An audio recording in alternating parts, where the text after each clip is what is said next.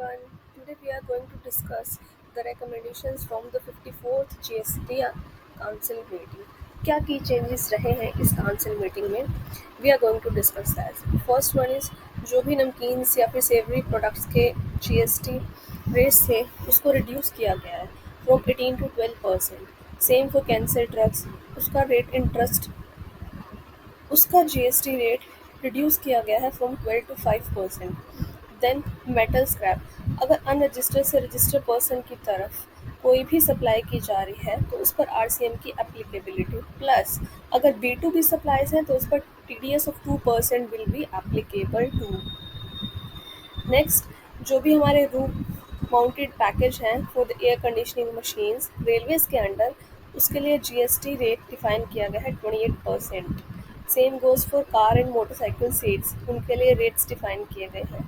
Next, health insurance recommendations आई हैं on the issues pertaining to GST on the life insurance and health insurance, जिनको अपनी submit करनी है report by the end of October 24. अब transport of passengers by helicopter, GST rate notify किया गया 5% passengers on seat basis पर. Plus अगर हम चार्टर ऑफ हेलीकॉप्टर का यूज़ कर रहे हैं then GST will continue at 18%.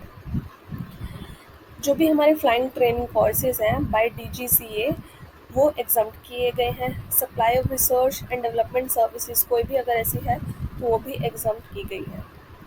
Next, import of services by branch office, ये भी हमारे एग्जाम किए गए हैं. रेंटिंग ऑफ कमर्शियल प्रॉपर्टी, अगर अनरजिस्टर्ड से रजिस्टर्ड पर्सन कोई भी रेंटिंग कर रहा है कमर्शियल प्रॉपर्टी की, इस केस में भी आरसीएम को इंट्रोड्यूस किया गया है to prevent revenue leakage.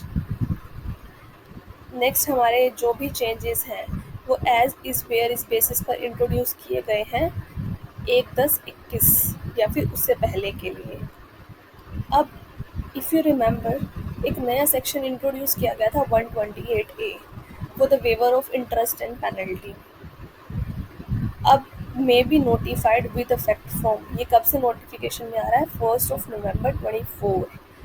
Next is section 16(5) and section 16(6), ये इंट्रोडक्शन लाया था, एक रिकमेंडेशन आई थी, तो ये जब से ही नोटिफाई किया जाएगा रेट्रोस्पेक्टिवली एक साथ 17 से. नेक्स्ट जो सबसे इम्पॉर्टेंट है that is B2C E invoicing. अभी तक सिर्फ B2B इन्वॉइसिंग की बात की जा रही थी, but now onwards B2C invoicing भी एप्लीकेबल हो जाएगा ऑन वॉलंटरी बेसिस और कुछ ही सिलेक्टेड सेक्टर्स एंड स्टेट्स उसके लिए आ गया है.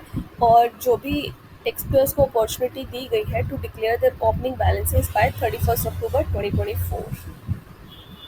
Thank you.